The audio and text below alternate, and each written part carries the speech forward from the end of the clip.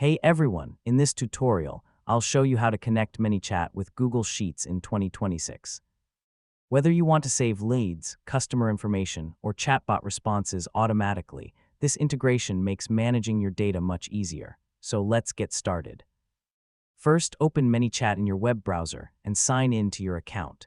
Then open the automation flow where you want to send your data. Next, connect ManyChat to an automation platform like *Zapier** or make ***, since these services allow ManyChat and Google Sheets to work together.